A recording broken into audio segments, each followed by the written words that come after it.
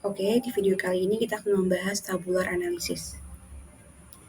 Oke, di sini sudah ada soalnya Hamilton's Tire Shop was started on August 1st, 2022 by Sir Lewis Hamilton. A summary of August transactions is presented below. Toko ban Hamilton berdiri pada bulan Agustus tanggal 1 tahun 2020 oleh Sir Lewis Hamilton, dan pencatatan transaksi bulan Agustus berikut. Ini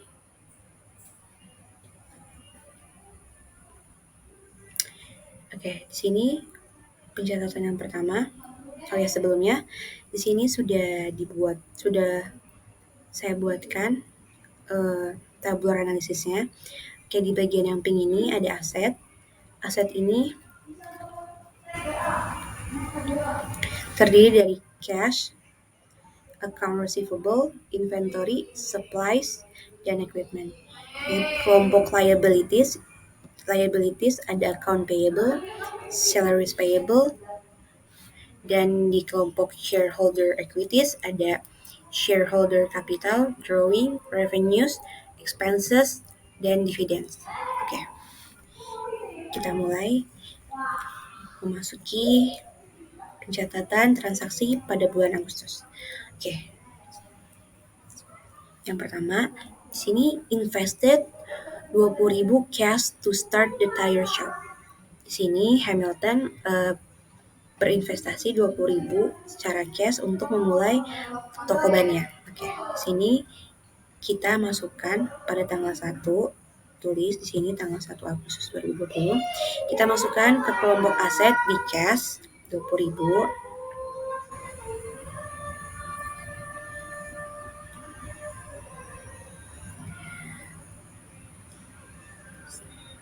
Nah, terus to start the tire shop, invested. Oke, jadi karena menginvest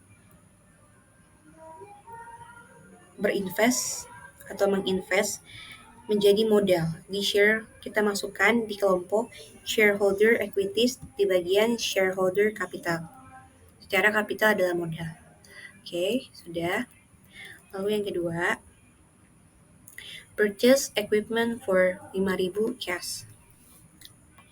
Membeli peralatan 5.000 secara cash. Oke, tanggal 2 kita masukkan di aset di bagian cash dengan minus 5.000 karena kita membeli peralatan. Jadi kita berkurang 5.000. Nah, kita masukin juga di bagian aset, masih di kelompok aset di bagian equipment. Karena kita membeli equipment atau peralatan, jadi di bagian equipmentnya bertambah. Oke. Selanjutnya, paid 400 cash for a ghost office rent. Membayar 400 secara cash untuk membayar sewa kantor bulan Agustus. Tanggal 3 masih di bagian aset, kita masukkan masih di kelompok aset, kita masukkan di bagian cash, itu minus $400, dan kita masukkan di bagian shareholder equities atau di expenses karena pengeluaran untuk membayar sewa kantor. Selanjutnya tanggal 4 Agustus membayar 500 office supplies, membayar 500 untuk kebutuhan atau perlengkapan kantor. Masih di bagian aset, di cash, kita tulis minus 500, dan di bagian supplies kita bertambah 500. Nomor 5, incurred 250 of advertising cost in the Sky Sport News on account. Membayar 250 untuk membayar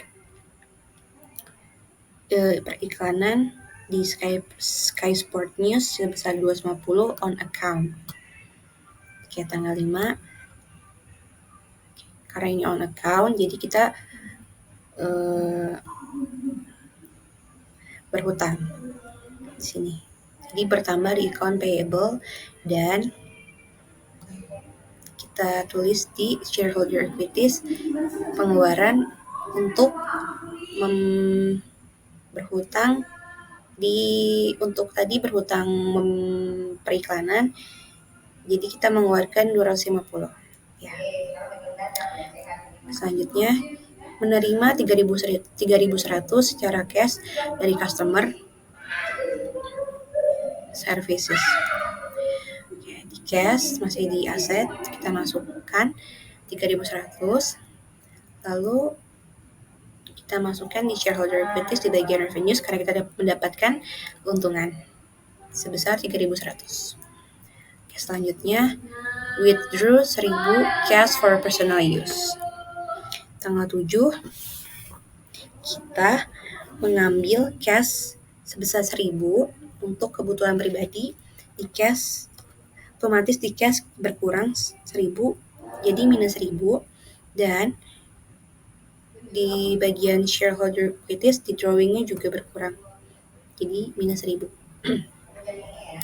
Oke, selanjutnya paid part-time employee salaries, membayar karyawan paruh waktu sebesar 1.000. Oke, tanggal 8 masih sama, cashnya di bagian cash maksudnya kita tuliskan minus 1.000 dan di expenses minus 1.000 karena kita membayar jadi kita ada pengeluaran expenses. Oke, nomor 9 paid utility bills. Nah, kita membayar utility bills. Oke, di sini cashnya berkurang karena kita membayar, dan di expensesnya juga sama, kita mengeluarkan. Oke, nomor 10 provided tire service on account to customers. Di sini di bagian provided tire services on account, di sini piutang kepada customer. Jadi ada customer ngutang ke kita, ke perusahaannya Hamilton sebesar $850. Nah, di sini kita masukin di aset di bagian account receivable. Di sini dan di revenues. Oke. Karena kalau sudah dibayar, kita balik atau mendapatkan keuntungan. Terakhir, collected cash 120 for services bill in transactions.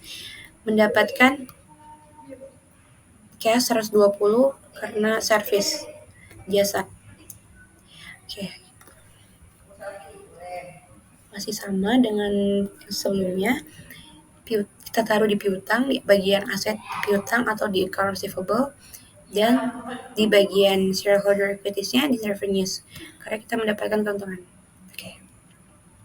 Oke, sudah semua. Lalu kita jumlahkan. Oke, cara menjumlahkannya itu dengan rumus ini di bagian sini sama dengan sum, lalu kita blok dari bagian B1720.000 ini sampai sini bawah. Jadi totalnya 15.060. Oke, sama sampai selanjutnya sampai seterusnya. Dan apabila sudah, kita jumlahkan total di bagian asetnya, yaitu dengan rumus sama dengan sum dari B28 sampai ke F28. Itu adalah total dari seluruh aset, seluruh kelompok aset. Nah, sama untuk seterusnya, rumusnya sama. Nah, lalu di sini kita akan menentukan apakah pencatatan kita ini balance atau tidak, atau cek lagi. Di sini rumusnya yaitu sama dengan if atau jika. Di sini F29 total dari aset sama dengan total liabilities ditambah shareholder equities. Maka apabila benar itu balance, artinya seimbang sama, dan maka apabila salah berarti cek lagi. Nah, alhamdulillah di sini sudah balance, yang artinya sudah benar atau sudah seimbang. Oke. Terima kasih. Kita bertemu di video selanjutnya.